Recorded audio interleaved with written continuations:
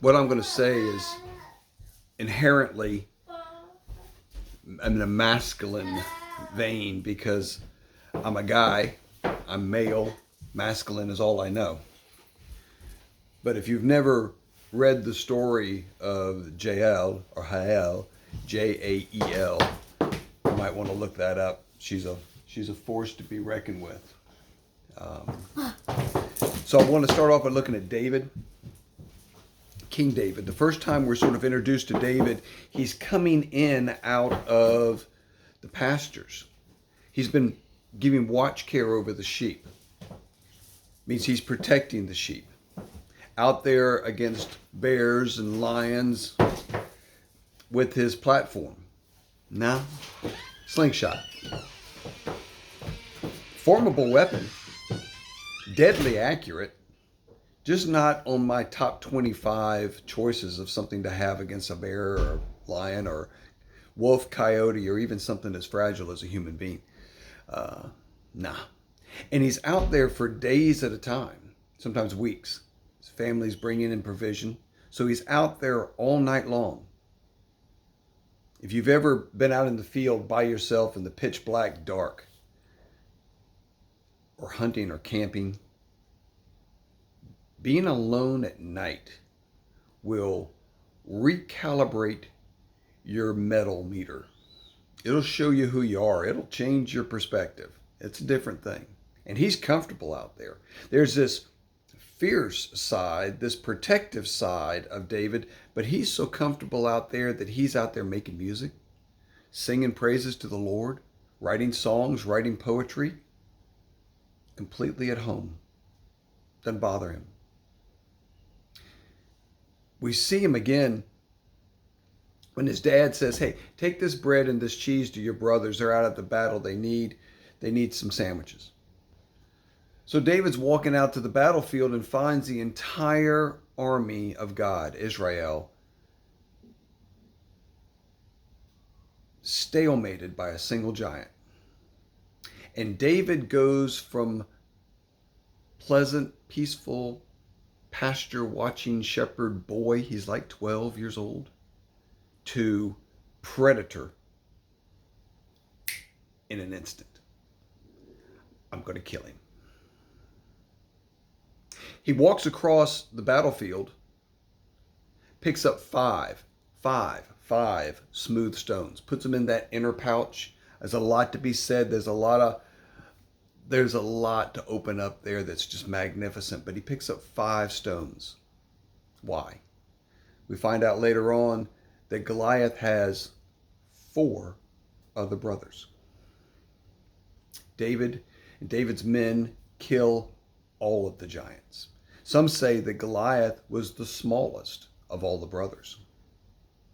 David went from doopty, I'm just bringing lunch, happy-go-lucky, to I am pulling the plug on this entire gene pool.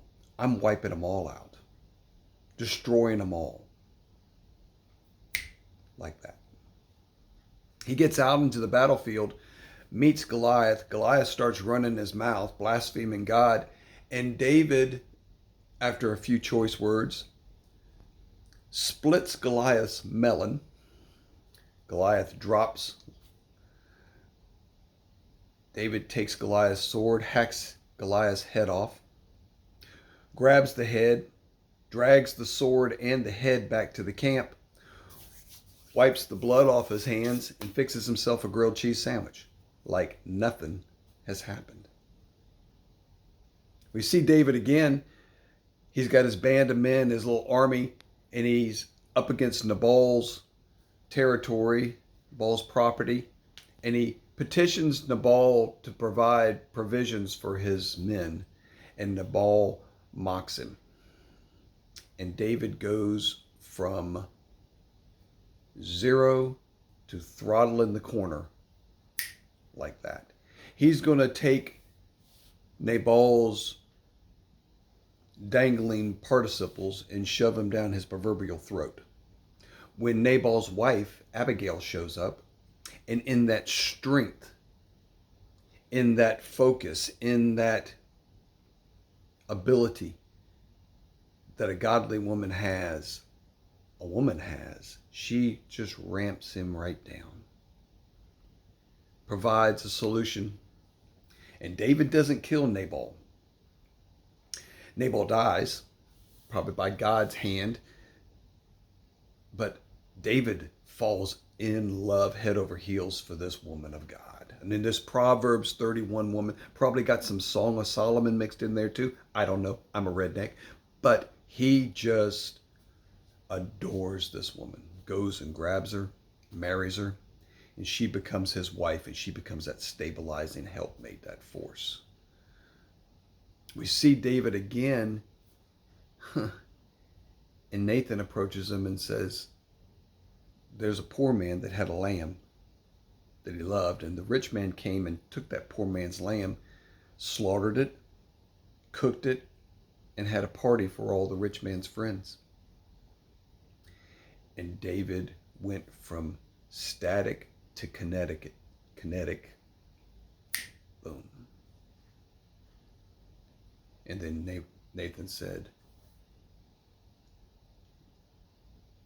after David declares that that man should die, Nathan says, you are that man, David. You're that man. And David is on his face before the Lord for years, until David's own son succumbs to the illness.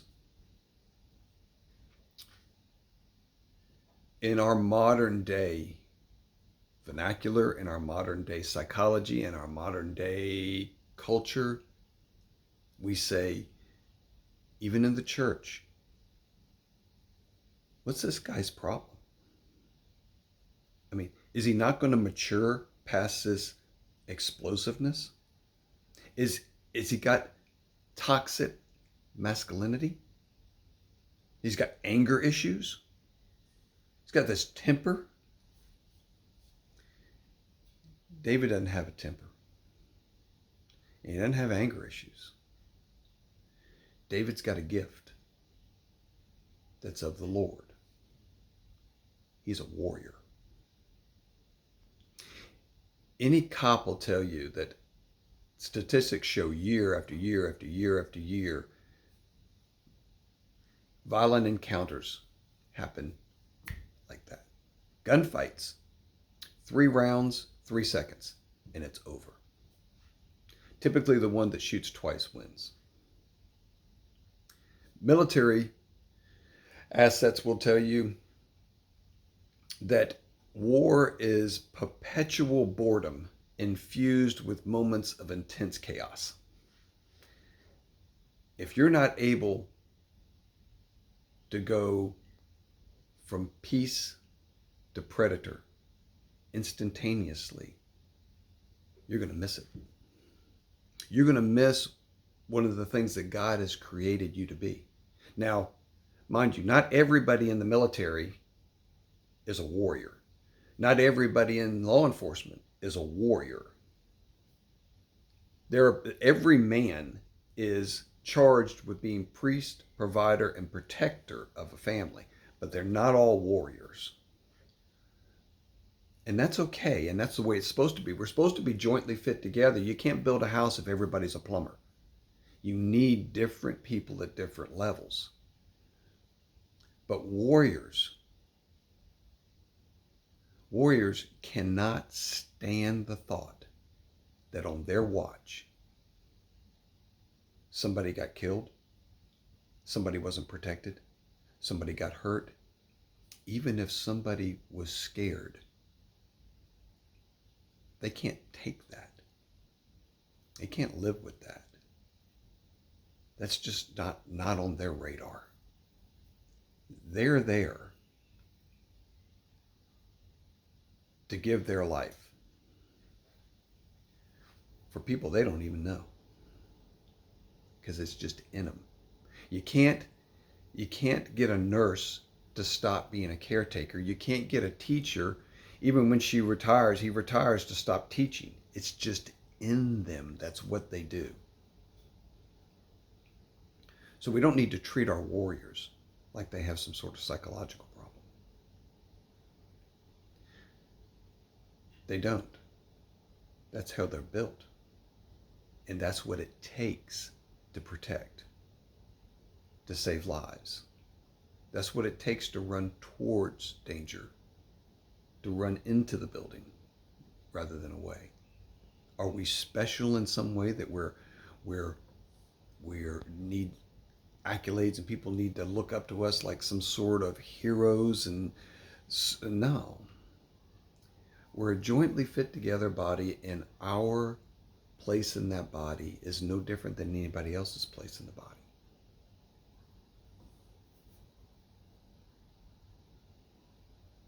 We just need to stop treating our warriors as if they have psychological problems. They do not. There's some issues there that surround our culture and the way we deal with this, that we've lost this Abigail ability. We've lost that to where our warriors think they have nobody to talk to but other warriors. And I'm going to give you a serious newsflash. Warriors do not need to be comforting other warriors. That's not our skill set. That is a recipe for disaster. Amen? Indeed, amen.